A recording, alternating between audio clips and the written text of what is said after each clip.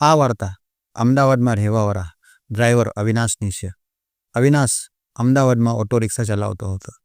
એક દિવસ તે પોતાના રિક્ષામાં એક ફોરેનર ગોરી લેડીને, જે એક બોડી બિલ્ડર હતી, તેને લઈને જઈ રહ્યો હતો. તે એક સુમસાન કાચા રસ્તાની બાજુમાં જ્યાં શેરડીના ખેતર હતા, તે ખેતરને જોઈને તે ફોરેનર લેડી ખૂબ જ ઉત્સુક થવા લાગી અને કહેવા લાગી કે ઓટો રિક્ષાને રોકો, મને આ ખેતરોમાં ફરવું છે. અવિનાશે ઓટો રિક્ષા રોકી દીધો અને તે લેડી ખેતરો તરફ જવા લાગી. ત્યારે તેણે અવિનાશને પણ બૂમ પાડી અને પોતાની સાથે શેરડીના ખેતરોમાં ફરવા બોલાવી દીધો. અવિનાશ પણ તેની સાથે શેરડીના ખેતરોમાં ફરવા ચાલ્યો ગયો. અંદર જઈને તે બંને વચ્ચે આકર્ષણ થઈ ગયું અને તે બંને શરીર સંબંધ મારવા લાગ્યા. અવિનાશને જરા પણ મનાઈ કરી નહીં, પણ તેને તો અવિનાશને ખુલ્લીને સાથ આપ્યો. આખરે એવું તે શું કારણ કે તે foreigner lady, body builder lady Avinash સાથે સંબંધ બનાવવા તૈયાર થઈ ગઈ. જ્યારે તે બોડી બિલ્ડર લેડી 6 ફૂટની હતી અને તે લેડી ઇન્ડિયાના 4-5 છોકરાઓ પર પણ એકલી ભારી પડી શકતી હતી. પછી તે એક 20 વર્ષનો છોકરા સામે તો નોર્મલ છોકરો હતો ને, તેની સાથે સંબંધ બનાવવા લાગી. તેને વગર સંકોચે, વગર ડરે, કોઈ પણ શરમ હૈયા વગર નિવસ્ત્ર થઈને અવિનાશ સાથે સંબંધ બનાવવા લાગી. હું તમને પૂરી વાર્તા સંભળાવવા જઈ રહ્યો છું, તો આ વાર્તાને અંત સુધી સાંભળવા વિનંતી. આ વાર્તામાં તમને ખૂબ જ મજા આવવાની છે. આ વાર્તા શરૂ થાય છે અમદાવાદના એક ફ્લેટથી, જ્યાં ફોરેનર બોડી બિલ્ડર લેડી કોઈ કોમ્પિટિશનમાં ભાગ લેવા માટે આવી હતી. મિત્રો, તમને એ તો ખબર હશે કે જેવી રીતે પુરુષોમાં બોડી બિલ્ડિંગ કોમ્પિટિશન હોય છે, તેવી જ રીતે સ્ત્રીઓની પણ બોડી બિલ્ડિંગ કોમ્પિટિશન થતી હોય છે. આ બોડી બિલ્ડર લેડીની બોડી એકદમ કસરતી અને ફિટ હતી, એટલે તે અહીંયા કોમ્પિટિશનમાં ભાગ લેવા માટે આવી હતી. તેને અહીંયા 1 થી 1.5 મહિનો રોકાવાનો હતો, એટલે તેણે હોટલના બદલે એક ફ્લેટ ભાડા ઉપર લઈ લીધો હતો. તે લેડી રોજ સવારે ફ્લેટથી જીમ જતી હતી. આવવા જવા માટે તેને એક ઓટો રિક્ષા રાખેલો હતો. એક દિવસ સવારે જ્યારે તેનો ઓટો રિક્ષાવાળો આવ્યો નહીં, ત્યારે તેને જીમ જવાની ઉતાવળ હતી, કેમ કે કોમ્પિટિશન નજીક આવી રહ્યું હતું અને જીમ જવું જરૂરી હતું. એટલે તે ફ્લેટથી બહાર નીકળી અને રોડ ઉપર આવી અને ઊભી ગઈ. આટલી મોટી પહેલવાન લેડી જોઈને આવતા જતા હર કોઈ વ્યક્તિ જોઈ રહ્યું હતું, કેમ કે તે એક ફોરેનર લેડી હતી. તેથી તે ભારતીય સ્ત્રીઓ કરતાં ખૂબ જ અલગ લાગી રહી હતી. કોઈની પણ નજર તે લેડી ઉપર પડી રહી હતી, જેમ કે કોઈ દુનિયાનો અજૂબો જોઈ રહ્યા હોય. ત્યારે અચાનક એક ઓટો રિક્ષા આવે છે. તે લેડીને તે રિક્ષાને હાથનો ઇશારો કરીને રોકવાનું કહે છે. ઓટો રિક્ષા રોકાઈ જાય છે અને તે લેડીને પૂછે છે કે મેડમ, તમને ક્યાં જવાનું છે? હવે તે બંનેની ભાષા અલગ હતી, એટલે સમજવામાં પ્રોબ્લેમ થઈ રહ્યો હતો. ત્યારે તે લેડીએ તેને ઇશારામાં કહ્યું કે અહીં બાજુમાં જ જવાનું છે. ઓટો રિક્ષાવાળો બીજો કોઈ નહીં પણ અવિનાશ હતો. અવિનાશ ઓટો ચલાવતો રહ્યો અને તે લેડી પાછળ બેસીને અવિનાશને રસ્તો જણાવતી ગઈ. અવિનાશે તેને જીમ ઉપર પહોંચાડી દીધી. તો તે લેડી અવિનાશને પૈસા આપવા લાગી. ત્યારે અવિનાશે હાથ જોડીને કહેવા લાગ્યો કે તમે અમારા મહેમાન છો અને હું તમારી પાસેથી પૈસા નહીં લઈ શકું. તે લેડી સમજી શકી નહીં અને તરત જ તેને પોતાનો મોબાઈલ કાઢ્યો અને અવિનાશે જે પણ બોલ્યું તે શબ્દોને ટાઈપ કરીને તરત જ તેને ઇંગ્લિશમાં ટ્રાન્સલેટ કરી લીધું. પછી તે સમજી ગઈ કે અવિનાશ શું કહેવા માંગે છે. અવિનાશની આ વાતથી તે ખૂબ જ ખુશ થઈ ગઈ અને અવિનાશને તે જબરજસ્તી પૈસા આપવા લાગી. તે અવિનાશથી એવી રીતે વાત કરી રહી હતી કે જાણે તે બંને એકદમ જૂના દોસ્ત હોય, કેમ કે ફોરેનર દેશના લોકો થોડા અલગ પ્રકારથી એકબીજાને મળે છે. તે લોકો એમ નથી વિચારતા કે લોકો શું કહેશે. અવિનાશ અને તે બોડી બિલ્ડર લેડીને બધા જોઈ રહ્યા હતા અને એમ વિચારી રહ્યા હતા કે આ રિક્ષા ડ્રાઈવર અને લેડી બોડી બિલ્ડર બંને એકદમ હસીને વાત કેમ કરી રહ્યા છે. ત્યારે તેને મોબાઈલ પર કંઈક ટાઈપ કર્યું અને અવિનાશને દેખાડ્યું. તેમાં ગુજરાતીમાં લખેલું હતું કે 2 કલાક પછી મને અહીંયા પાછો લેવા આવજે અને ફરીથી મને મારા ફ્લેટ ઉપર છોડી દેજે. આટલું કહીને તે જીમમાં ચાલી ગઈ. અવિનાશ ઓટો લઈને ત્યાંથી ચાલ્યો ગયો. ઠીક 2 કલાક પછી અવિનાશ તે જીમ પાસે આવીને ઊભો થઈ જાય છે અને થોડી વારમાં જ તે લેડી બહાર આવે છે અને તે ઓટોમાં બેસી જાય છે. અવિનાશ તેને ફ્લેટ ઉપર છોડી દે છે. તે લેડી ફરી અવિનાશને પૈસા આપવા લાગી તો અવિનાશે ના પાડી. પછી તે લેડીએ અવિનાશને ઓટો સાઈડમાં રાખવાનું કહ્યું અને અવિનાશને ગોદમાં ઉપાડીને પોતાના ફ્લેટમાં લઈ ગઈ અને અવિનાશને સોફા ઉપર બેસાડી દીધો. પછી તે લેડી કોફી બનાવવા લાગી. અવિનાશ ખૂબ જ ગભરાઈ રહ્યો હતો કેમ કે આટલી લાંબી મોટી લેડીને જોઈને અવિનાશને ડર લાગી રહ્યો હતો અને તે વિચારી રહ્યો હતો કે ક્યાંક આ લેડી મને મારવા પીટવા ના લાગે કેમ કે તેનો એક હાથ જ ભારી પડી જશે. તે લેડી કોફી બનાવીને આવી પછી તે બંને બેસીને કોફી પીધી. અત્યાર સુધી બંને વચ્ચે જે પણ વાત થઈ રહી હતી તે ગૂગલ ટુ ગુજરાતી ને ગુજરાતી ટુ ઇંગ્લિશ એકબીજાને ટાઈપ કરી અને દેખાડીને જ થઈ રહી હતી કેમ કે અવિનાશને ઇંગ્લિશ આવડતી ન હતી અને તે લેડીને ગુજરાતી આવડતી ન હતી. પરંતુ બંને ગૂગલ દ્વારા વાતો ખૂબ જ ઘણી કરી.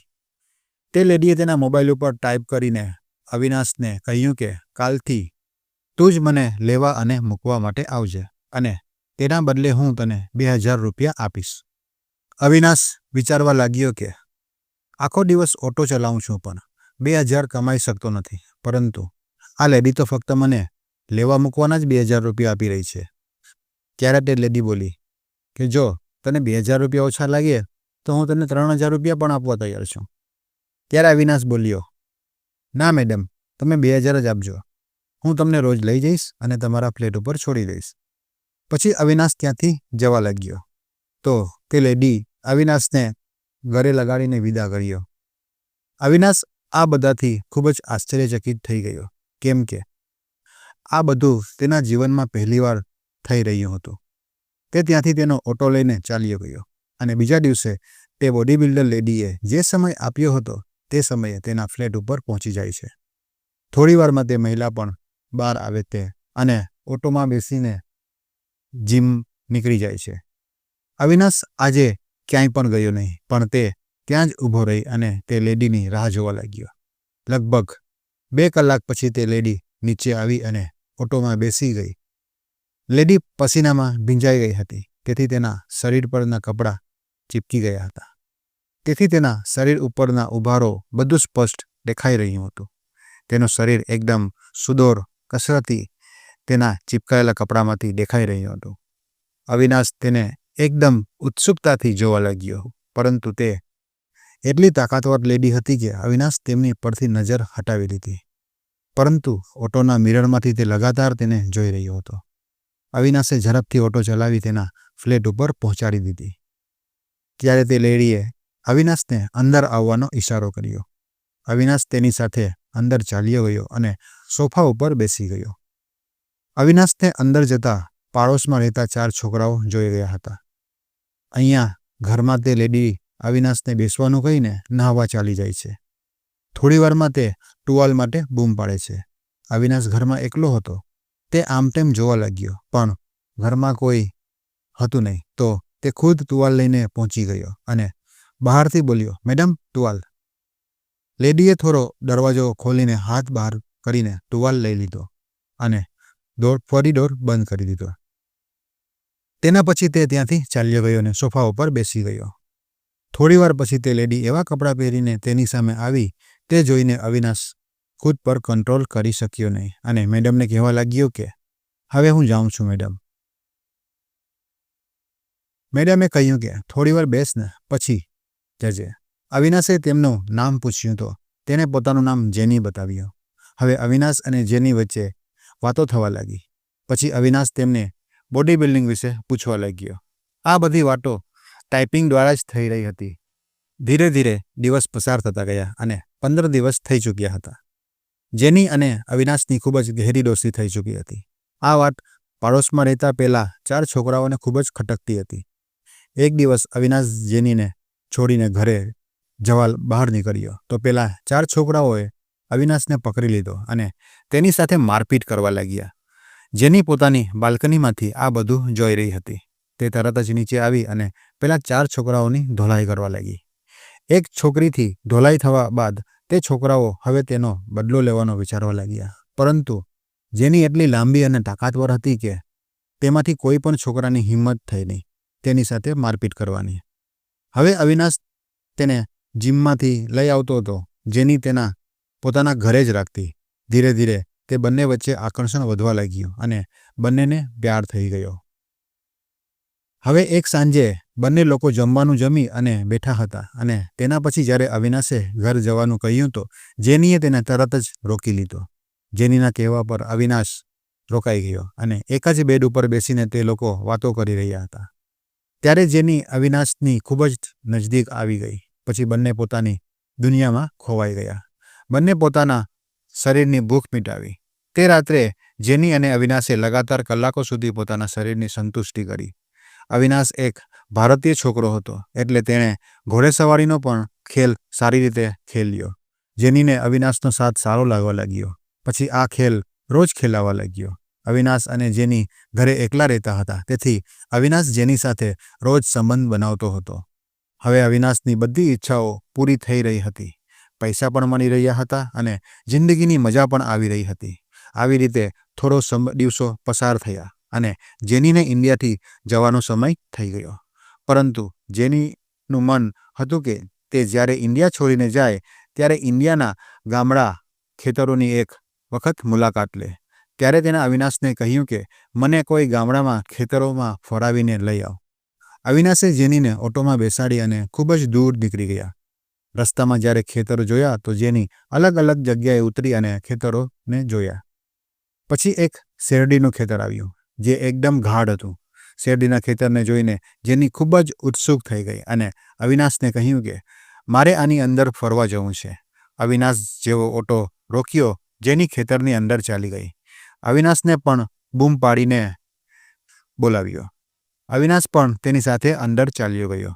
પછી ત્યાં અંદર બંને લોકો નિવસ્ત્ર થઈને પોતાની દિલની બધી ઈચ્છાઓ પૂરી કરી.